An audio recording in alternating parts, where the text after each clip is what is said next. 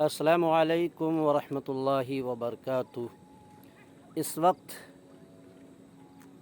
میں بلوہا، شرنیا اور نیا ٹولہ کے بیچ بنا ہوا ایک پول ہے، اس پول پر کھڑے ہوئے ہیں اور یہاں پر کا خوبصورت نظارہ پول کے ذریعے سے جو ہے دیکھا جا سکتا ہے۔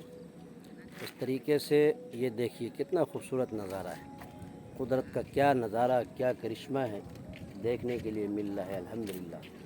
میں آپ کو بتا دوں کہ یہ ندی، یہاں پر آپ کو ندی بھی نظر آ رہی ہوگی، یہ ندی باگمتی اور کرے، یہ ساری ندیوں سے ملتی ہے جا کر کے۔ اللہ تبارک و تعالیٰ نے سمندر کو بنایا، ندی کو بنایا اور پانی کا انتظام کیا۔ حقیقت معنوں میں یہ ساری چیزیں بھی جو ہے قدرت کا خاص نظارہ ہے اور حکمت کے تحت اللہ نے پیدا کیا ہے۔ اور سچ ہے، قرآن کریم کے اندر یہ بھی کہا گیا کہ اللہ تبارک و تعالیٰ نے چھوٹی سے چھوٹی چیز یا بڑی سے بڑی چیز پیدا کیا، وہ حکمت سے خالی نہیں ہے، کہیں نہ کہیں اس کو انسانوں کے فائدے کے لیے بنایا ہے۔ یقیناً اللہ تبارک و تعالیٰ نے فرمایا کہ افحسبتم انما خلقناکم عبثا وانکم الینا لا ترجعون، کیا یہ انسان گمان کرتے ہیں، کیا تم لوگ آپس میں یہ سوچتے ہو، گمان کرتے ہو، اپنے ذہنوں کے اندر یہ رچا اور بسا کر کے رکھتے ہو کہ اللہ تعالیٰ نے جو تم کو پیدا کیا ہے، یا در و دیوار یا آسمان اور زمین کے درمیان کی چیزوں کو جو پیدا کیا یہ بیکار کیا ہے؟ نہیں، عبثا وانکم الینا لا ترجعون، حقیقت معنوں میں اللہ نے عبث اور بیکار پیدا نہیں کیا، اور ہمیں اور آپ کو ایک دن یہ دنیا چھوڑ کر جانا ہے، اللہ تبارک و تعالیٰ کے پاس لوٹنا ہے۔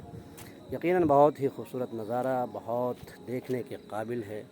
یہ دیکھ لیجئے کس انداز سے ہے، یہ پورا پٹی، پورا چور چوراہا، ہریالی اور آب و ہوا، یہ چٹیل میدان دیکھنے میں بہت ہی خوبصورت نظارہ ہے الحمدللہ۔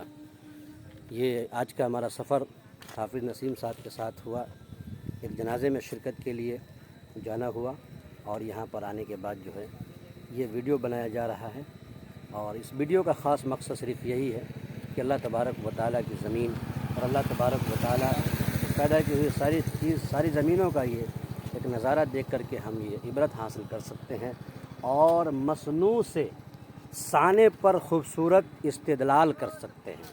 یہ زمین، یہ آسمان، یہ اتھاہ سمندر، یہ بہتے دریا اور یہ ساری چیزوں کو اللہ تبارک و تعالیٰ نے بنایا، یقیناً باری تعالیٰ کی ذات بہت بڑی ذات ہے۔ میں اللہ تعالیٰ سے دعا کرتا ہوں اللہ تبارک و تعالیٰ ہم سبوں کا ایمان، کامل ایمان پیدا فرمائے اور استقامت کے ساتھ زندگی گزارنے کی ہم سبوں کو توفیق مرحمت فرمائے۔ السلام علیکم ورحمۃ اللہ وبرکاتہ۔